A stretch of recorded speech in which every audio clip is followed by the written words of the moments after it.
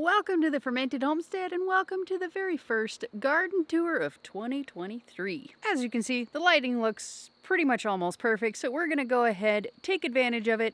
I'm going to show you what we got growing up. If you've been following my gardening this year, we are in the process of building the most massive garden possible for us. We got a fair amount of it done so far, but plenty left to go. To start off, we got this bed right here. This bed is about 31 feet long, 2 feet wide, and it is stocked with English style cucumbers and radishes. The cucumbers are doing pretty all right, and the radishes are seeming to be doing fairly all right as well. So you can see we got some beautiful cucumbers. There's some insect-ridden radishes here, some kind of weed. We just got all sorts of stuff. The cucumbers definitely do seem to be a little bit stunted. They definitely have pest pressure and all sorts of fun stuff. I have another round going in the greenhouse. I'll show you those in just a minute. But then over here, which you guys have not seen yet, we have an epic amount of green beans. One little zucchini that my friend Heather planted.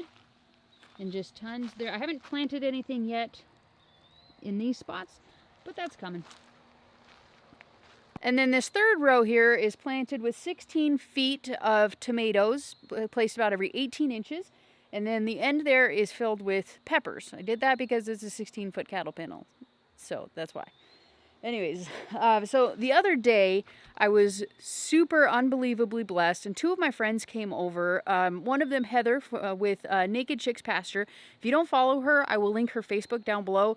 She sells locally raised, non-GMO, pasture-raised chicken, and she has tons of amazing t-shirts and lots of like salves, chapsticks, all that sort of stuff. I'll link her Facebook down below. She doesn't have a YouTube, but you should definitely check it out. She has some super unbelievably cute chicken videos on there that she's just been posting recently. They're getting a ton of traction, so I hope you guys will go and check her out as well. And another friend of mine, Amy, I don't think she has any socials, but she came over and she was able to weed something that I have been dreading for so long, and she got a map for how many weeds, how many advanced weeds were over here. I tell you what, it was some work. So this here is just like a windy path that Robert had planted last year, and he put potatoes in there. They didn't do very well. It was very riddled, whatever. It was attacked by armadillos, most likely, digging up all the potatoes and stuff like that. There's still, you know, a little bit of it left. I could probably bang that out in like an hour, but all of this, I'm just going to go through with all the little grass that has started to grow there. I'm just going to flame it, but all of these big ones, you know, they got the long roots. They're super tall, so you can't really torch that very well. So anyways, that was a total sidetrack, but I was very, very thankful that they were able to come over and offer me the help that they did, because, whew, buddy, I was getting overwhelmed. Still overwhelmed. There's Buddy.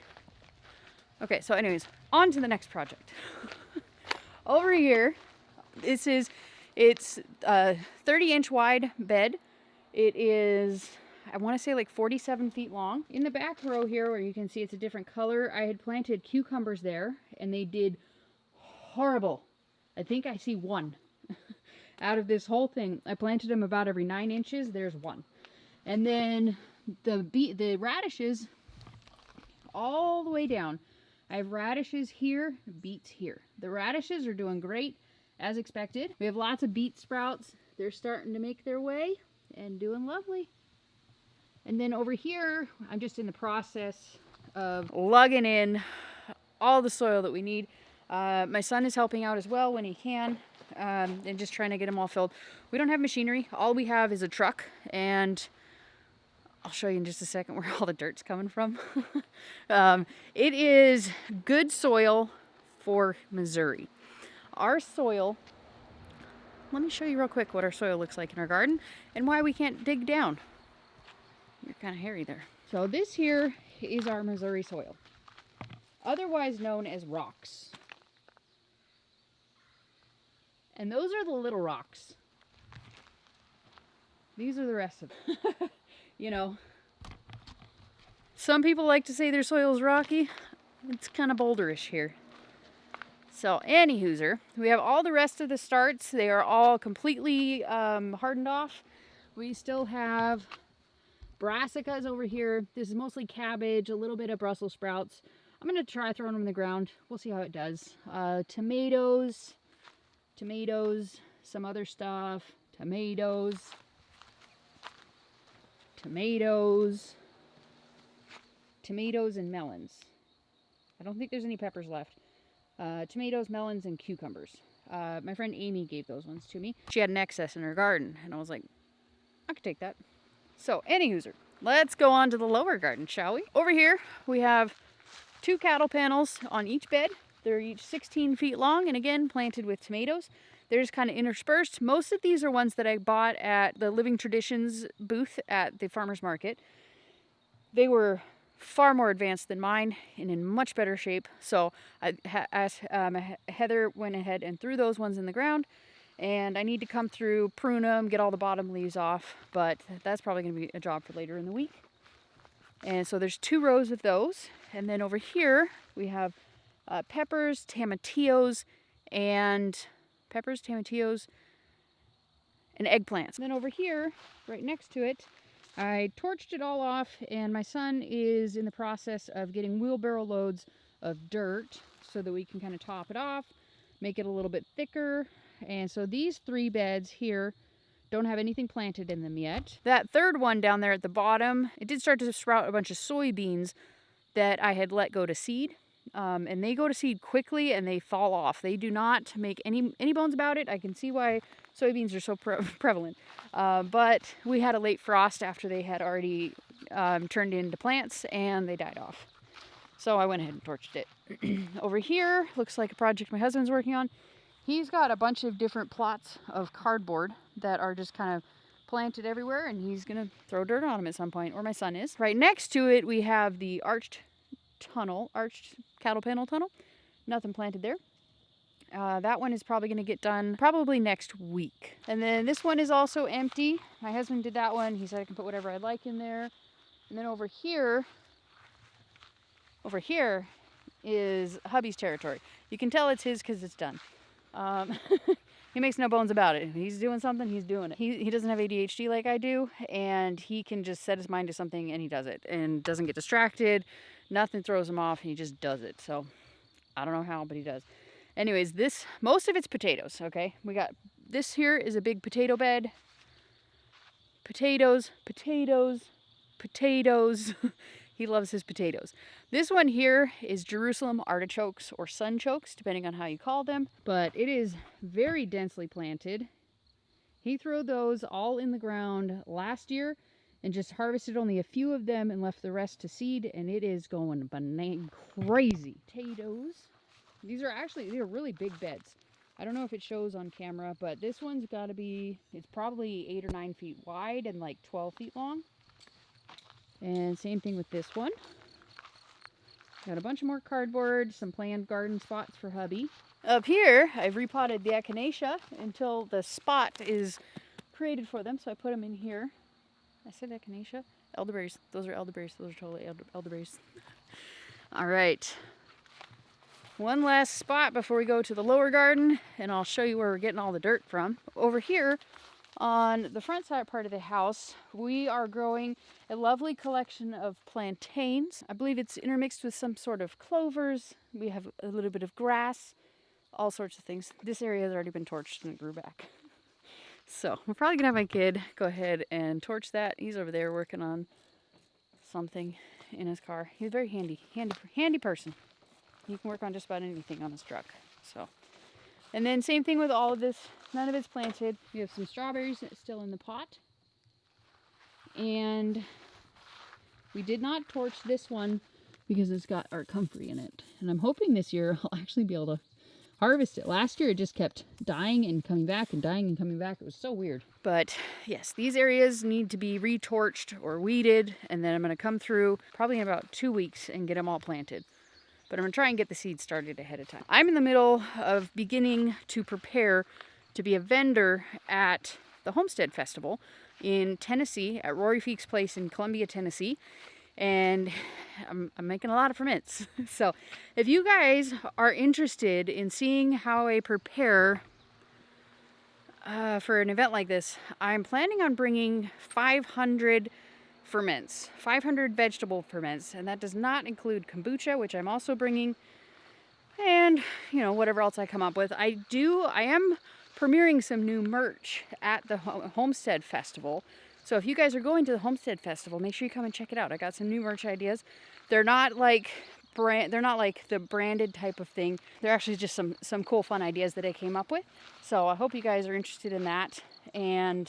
But yes, if you guys are interested in me bringing you along for that, it'd probably just be one big giant like week-long fermentathon type of video. Not necessarily recipes, but just kind of how I'm tackling it. I'm actually creating ferments out of a commercial kitchen now. It's outgrown our kitchen, and it's driving my husband crazy. It's driving me crazy. So we went ahead and I'm renting it for like a few days a week. It's not like I'm renting a whole building or anything. It's a shared kitchen space, but it should be pretty fun. I'm going to start doing that tomorrow. I've come into the sunlight. Anyways, this area down here is all potatoes. Oh, I lied. No, it's not. There's a little bit of onions and garlic down here. But all these beds, all the way up here, are all potatoes. And then I want to say this one it looks like garlic. It might be onions, but I don't think so. I think this one's garlic. And then that one is garlic. And then he has some shallots, I think, over here. I don't know if he planted onions. Anyways, so over here, this pile down here, you can see where the house is, kind of get some sort of correlation here. This is compost that we bought last year that was not finished compost. It had a lot of seeds in it. You should have seen that pile last year. But the place that we're getting all of the dirt is actually this pile over here. This area seemed to have been a bit more of a forested area at some point. The soil is, yes, incredibly rocky, but the actual soil that is in there doesn't seem to be solid clay. So it's usable when we dig out the rocks. Here, over there, there's still tons and tons of rocks, as you can see. And then over here are the little rocks that survived the wheelbarrow trip up there, or the truck trip, and then I got them out after that. I just put them all in a pile over here. I figure someday they'll come in handy, right? You never know. As long as there's not a bunch of snakes that find it, we should be good. This is the rock quarry. It doesn't look very big, but I'm pretty far away, and it is big. And it is also in a giant ditch. The last garden spot is this one over here. Robert just threw down, it was an experiment, he threw down just a layer of dirt and then put wheat seeds on top of it. Doesn't seem to be doing much. He said he's going to redo this at some point. It's kind of just a big triangle, and it's probably a good thing that he is going to redo it, because he went a little bit too far down into the corner, and it makes cutting the corner really difficult. Another area that I'm planning on turning into a garden space is this fence. You can see it kind of just runs up the length of this. It's growing grape leaves, it looks like. I'm not sure if those are planted or if they're wild, but there's a lot of them. This area, I'm probably going to put like black-eyed peas or some other kind of pea, something like that can climb up the trellis, as well as that one over there. This is just a short cattle panel. It's not short, it's a normal cattle panel, and I'm probably just going to torch it, throw some dirt down, and call it a day. How do you like this mullein plant? Our grass is definitely overgrown. This whole area over here at some point, probably not this year, is also going to be a giant garden. These trees, hopefully at some point we'll be able to figure out how to get them down, because they're major shade, and they're also leaning towards the garage, and with our high winds, probably not the safest thing in the world. I don't think it would hit the house, but I mean, still don't want our garage getting ruined, you know? Also, this area right here is also going to be all garden. That is a giant pile of duck compost that we had. So we're just kind of throwing it on the beds here and there. So hopefully that should help with all the fertility and everything. last stop is going to be a greenhouse. So I was able to do a whole flat of, these are pickling and slicing cucumbers. And then this is all the English style cucumbers that I use for my cucumber kimchi. And then we have chamomile, what's in here? Chamomile, dill, and fennel. No, I don't see any sprouts in this one yet. And then here is mainly straw flowers. Looks like we got some aster and some daisies.